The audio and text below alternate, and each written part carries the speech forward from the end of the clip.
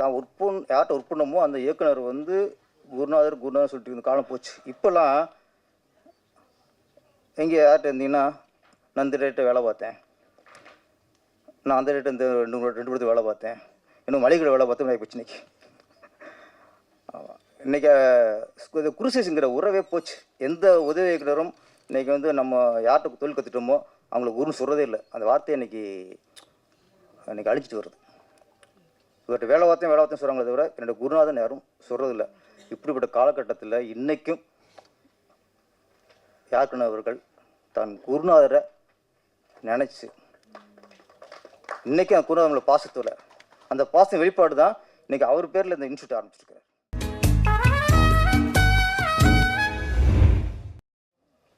தமிழ் திரையுலகில் பொன்னுலாவை கண்டிருக்கும் கவிஞர் முத்துலிங்கம் ஐயா அவர்களுக்கு வாழ்த்துக்கள். வணக்கம் ஐயா. செல்வன் சாரை பற்றி ஃபஸ்ட்டு குறிப்பிடணும். இன்றைக்கி ரொம்ப பரபரப்பான சூழ்நிலை இருக்குது திரையுலகம், ஒரு டென்ஷன்லாம் இருக்குது. அவர் பிரதிபலிப்பு தான் இப்போ தான் சார் பேசினார். நான் மதியம் செல்வன் சார்கிட்ட இந்த நிகழ்ச்சி ஞாபகப்படுத்துறதுக்காக, சார் இன்றைக்கி நிகழ்ச்சி இருக்கே வரீங்களானாரு. எந்த நிகழ்ச்சினாரு? எந்த நிகழ்ச்சிங்கிறாரு சார், பிரசாத் லேப்பில் அப்படின்னேன். அப்போ ஞாபகம் இல்லை சார், மகேந்திர சார் இது யார் கண்ணன், ஆமாம் வந்துடுனாரு. அப்புறம் எனக்கு என்ன வந்துட்டார். எனக்கு அப்புறம் டவுட் வந்துச்சு, இவர் விட்டா, ஏன்னா ஒரு கும்பல் போவோம், அதுக்கு இன்னொரு கும்பல் போவோம், இன்னொரு கூட்டம் போவோம், ஒரு பரபரப்பாக இருப்பார். எப்படி ஒரு மறந்துடுவார் அப்படின்ட்டு, சார் நானே வீட்டுக்கு வந்து கூப்பிட்டு வர சார்ன்ட்டேன். ஒரு நேரம் வீட்டுக்கு போய் நானே கூப்பிட்டு வந்துட்டேன். இப்போ ஏன்னா அவருக்கு சூழ்நிலை அப்படி இருக்கு. இன்றைக்கி இந்த மேடை செல்வன் சாருக்கு ரொம்ப ரிலாக்ஸாக இருக்கும். ஏன்னா 3 நாள் நல்ல அடுப்பில் வச்ச தோசைக்கல் மாதிரி சூடாக இருந்துட்டு இப்போ இறக்கி வச்சு தண்ணி ஊற்றி வச்சுருக்கோம். கொஞ்சம் போனதும் நாளைக்கு சூட ஆரம்பித்தா வேறு விஷயம். இருந்தாலும் நீங்கள் டான்ஸர் சொன்னதை கொஞ்சம் கவனத்தில் கொள்ளுங்க. ஏன்னா நீங்கள் தொழிலாளருக்கும் மாணவர், அதே மாதிரி எந்த அளவுக்கு நீங்கள் பிடிச்ச நேசிக்கிறீங்க, அவங்க எவ்வளோ அக்கறை இருக்குன்னு தெரியும்.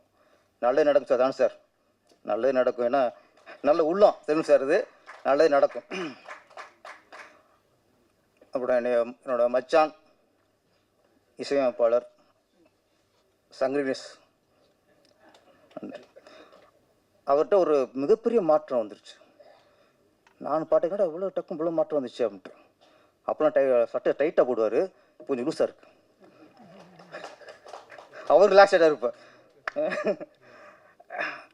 சமீபத்தில் சங்கரினேஷ் ஐயாவோட மியூசிக் என்னை கூப்பிட்டு, நீ இது வரைக்கும் என் இசையில் பாட்டு எழுதுனதில்ல, ஒரு பாட்டு எழுதினார். சரி, அப்புறம் டியூன்லாம் போட்டு காட்டினார். அப்புறம் பாட்டு எழுதி போயிட்டேன். முத்துங்கய்யா மன்னிக்கணும், உங்கள் முன்னாடி நான்லாம் பாட்டு சொன்னது இதாக இருக்கு. போயிட்டு அப்புறம் மறுநாள் போனோம், சாங் எழுதியாச்சுன்னாரு. எழுதியாச்சு அப்படின்னேன். சாங் நம்ம வந்து சாங் எழுதி கொடுக்க வேண்டியதானே, நமக்கு கொஞ்சம் ஆர்வம் ஜாஸ்தியாக இருக்கும். பாடியே காட்டினேன் அந்த டியூனுக்கு. அப்படியே பாட்டு இருந்தார். எழுதுகிறேன் உன் வேலை, ஆமாம் பாடுறது ஏன் வேலை அப்படின்னாரு. ஆகா தெரியாதனம் பாடிட்டோம் போல இருக்கு அப்படின்ட்டு திரும்ப பாடினார். எனக்கு என்னடா பயமாக இருந்துச்சு. பாட்டு திரும்பி பாடினார். திரும்ப பாடினேன். இந்த பாட்டு நீ தான் பாடுறேன்ட்டார். பாட வச்சார். அந்த பாட்டை எழுதி நானே பாடியிருக்கேன். இந்த மாதிரி விஷ பிரச்சனை அதிகமாக பண்ணுவார் அவர். இப்போ மோகன் சார் ஒரு என்னன்னா, நான் இயக்குனராக என்னுடைய முதல் ஹீரோ விஜய் சார், உதவி இயக்குனராக ஒர்க் பண்ணும்போது என்னுடைய முதல் ஹீரோ மோகன் சார்,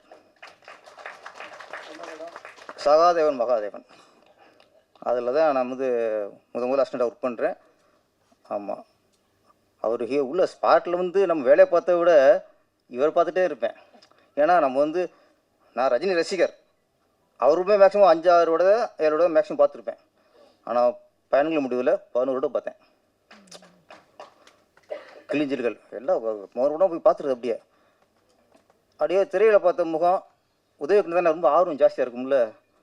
ஆமாம், அப்படி இவரை பார்த்து வச்சுட்டே இருப்பேன். அப்படின்னு டேரக்டர் திட்டலாம் வாங்கியிருக்கேன் துள்ள கோட்டை விட்டு.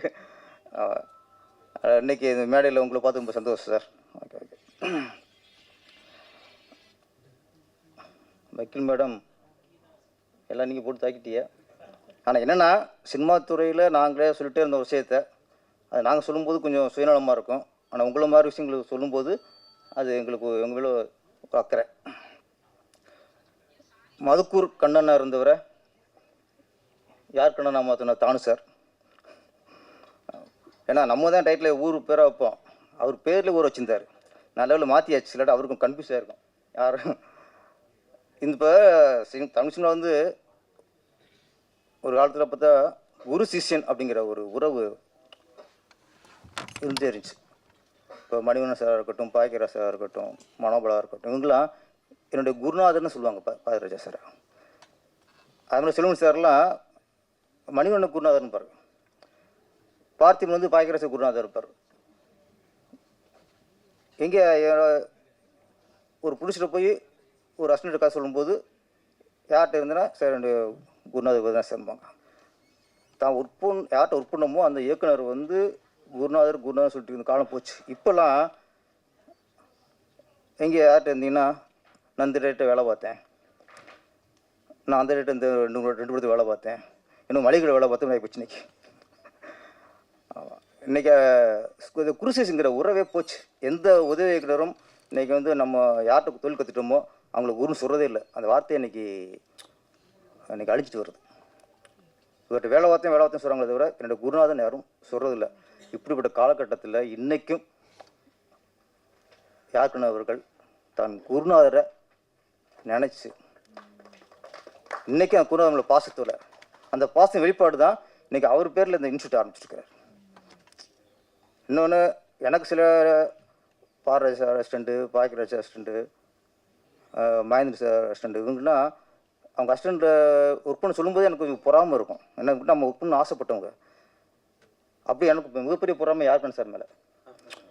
மகேந்திர அசிஸ்டண்ட்டுக்குமே எனக்கு சின்ன பொறாமல் பார்ப்பேன், நமக்கு அந்த கொடுப்பின இல்லைன்ட்டு.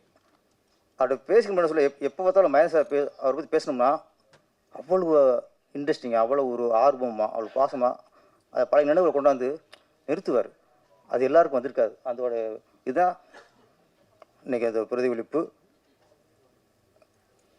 இயக்குனரில் பல வகை இருக்கும். இயக்குனர் இயக்குனர், வெற்றிப்பட இயக்குனர் அப்படிலாம் இருக்கும். ஆனால் சிறந்த இயக்குனர் அப்படிங்கிற இடத்த எல்லாரும் பிடிச்ச முடியாது. இங்கே பல ஆயிரக்கணக்கான இயக்குனர்கள் வந்து வெற்றிப்பட இயக்குனர் ஆயிடலாம். ஆனால் சிறந்த இயக்குனங்கிற அது வந்து எல்லாருக்கும் கிடைக்காது. அது ஒரு சிலர் தான். என்றைக்கு சிறந்த இயக்குனர் அந்த வருஷம் தான் மகேந்திர சார். அவர் சிறந்த இயக்குனர், சாதனையாளர், லெஜண்ட்.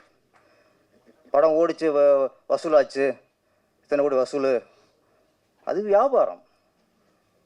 என் படம் இவ்வளோ வசூலாச்சுன்னு சொல்கிறது அது வியாபாரி ஆயிடுவோம்.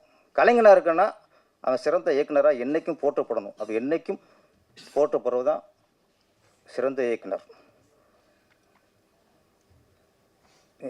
நம்ம சினிமாவில் இருக்கோம், இயக்குனராக இருக்கோம். இது வந்து நம்ம அந்த திரையுலகனால நமக்கு பெருமை. நிறைய இயக்குனருக்கு திரைப்பட இயக்குனர்னால அவருக்கு பெருமை. ஆனால் திரைப்படத்துறைக்கே பெருமைங்கிறது மகேந்திர சார். அவர் மாதிரி இயக்குனர் இருந்ததுனால எனக்கு தமிழ் பட உலகே பெருமை. என்னை பொறுத்த வரைக்கும் மகேந்திர சாருங்கிறதே இன்ஸ்டியூட். அவரும் இன்ஸ்டியூட் தான். அவர் பேரில் ஒரு இன்ஸ்டியூட் ஆரம்பிக்கிறீங்கள, இது கூடுதல் பெருமை தான். இந்த முயற்சி மிகப்பெரிய அளவில் வெற்றி அடையணும். இந்த இன்ஸ்டியூட் மூலமாக நிறைய கலைஞர்கள், இயக்குனர்கள், நடிகர்கள், தொழில்நுட்ப கலைஞர்கள் பலர் உருவாகணும் சொல்லி வாழ்த்து. நன்றி, வணக்கம்.